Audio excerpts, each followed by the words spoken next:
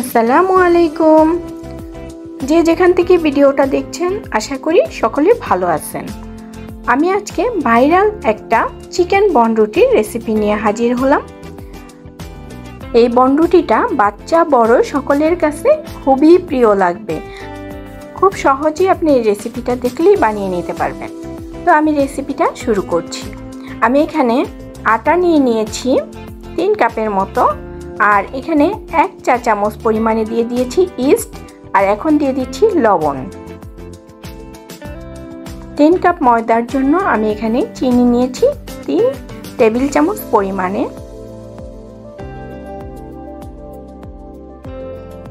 এখন দিয়ে দিব সয়াবিন তেল, সেটাও 3 টেবিল চামচ পরিমাণে।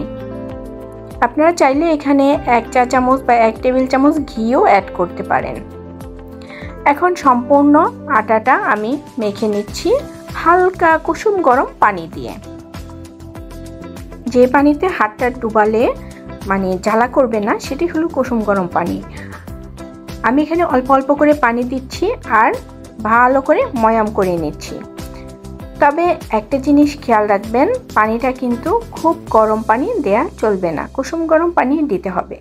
আর প্রথমে এই রকম একটু আঠালো আঠালো একটা ডো তৈরি হবে। এতে ভয় পাবার কিছু নেই।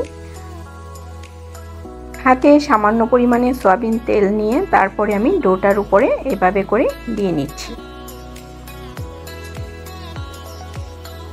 দিয়ে নিয়ে আমি একটা প্লাস্টিক র্যাপিং পেপার দিয়ে র্যাপ করে রেখে দিব প্রায় 1 থেকে 2 ঘন্টার জন্য। তো ফিরে আসছি 1 ঘন্টা পর। দেখতে পাচ্ছেন কতটা ফুলে ফেপে উঠেছে।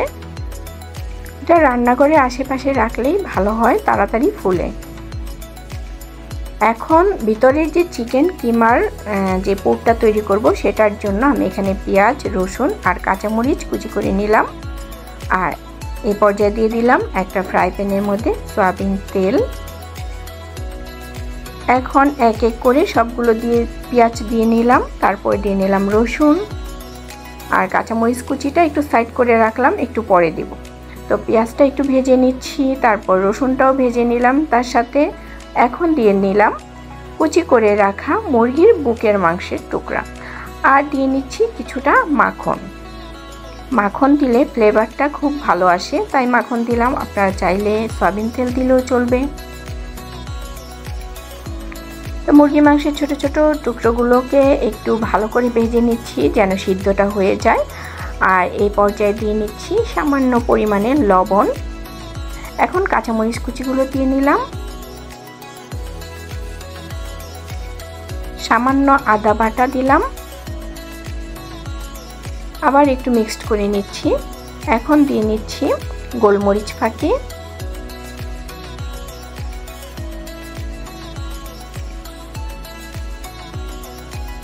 খুবই সামান্য পরিমাণে ফাঁকি মরিচ দিয়ে নিলাম একটু ঝাল হওয়ার জন্য।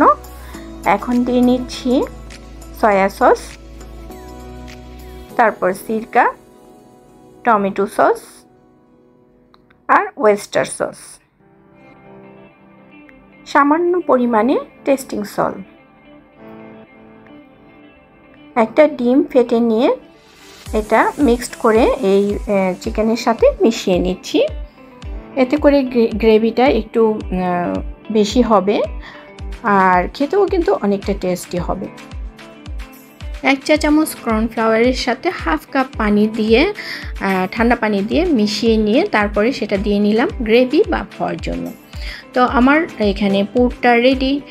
এখন আমি যে ডোটা তৈরি করেছিলাম সেখান থেকে অল্প অল্প করে এভাবে করে নিয়ে তারপরে এর মধ্যে পুর ভরে আগে থাকতে ছোট ছোট কিউব করে রাখা যে চিজগুলো আছে সেগুলো দিয়ে নিলাম। তারপরে সুন্দর করে গুছিয়ে নিয়ে তারপর এই যে দেখেন এভাবে করে বন্ধ করে নিচ্ছি মুখটা, মানে পুরি যেভাবে করে সেই রকম করে। হ্যাঁ, এই রকম করে একটু ঢেকে নিলাম।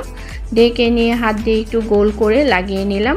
লাগিয়ে নেওয়ার পরে যেটা করতে হবে সেটা হলো এই যে সামান্য একটু আটা মাখিয়ে নিলাম যেন লেগে না যায়। এখন আমাদের যে তেলের ছাঁকনিটা আছে, মানে পিঠাটিটা ভাজার যে ছাঁকনিটা আছে, সেটার মধ্যে হাত দিয়ে একটু চেপে চেপে এইরকম করে একটু ডিজাইন করে নিচ্ছি। কতটা সুন্দর হয়েছে না? এইরকম করে আমি সবগুলো করে নিলাম। তারপরে ডিমের কুসুম ব্রাশ করে নিচ্ছি সবগুলো বনের উপরে, চিকেন বনের উপরে। আর এখন দিয়ে নিলাম হাঁড়ির ভিতরে। এই যে দেখেন, হাঁড়ির মধ্যে কয়েকটা কাগজ দিয়েছি, তার উপরে স্টিলের প্লেটের মধ্যে আমি এই বনগুলো দিয়ে উপরে কয়েকটা তিল ছিটিয়ে দিচ্ছি, সাদা তিল। এখন এভাবে ঢেকে চুলার আঁচটা একদম মিডিয়াম টু লো হিটে করে 20 মিনিট সময় ধরে আমি এটা বেক করে নিব। আর দেখেন 20 মিনিট পরে কতটা সুন্দর বন তৈরি হয়ে গিয়েছে। লোভনীয় হয়েছে না? এটা কিন্তু অনেক মজার। আপনারা বাসায় অবশ্যই ট্রাই করবেন। আর বাসায় যদি আপনারা বানান কেমন হলো অবশ্যই আমাকে কমেন্ট করে জানাবেন। আর আমার রেসিপি ভালো লাগলে ফ্রেন্ডস অ্যান্ড ফ্যামিলির সাথে শেয়ার করবেন। আল্লাহ হাফেজ।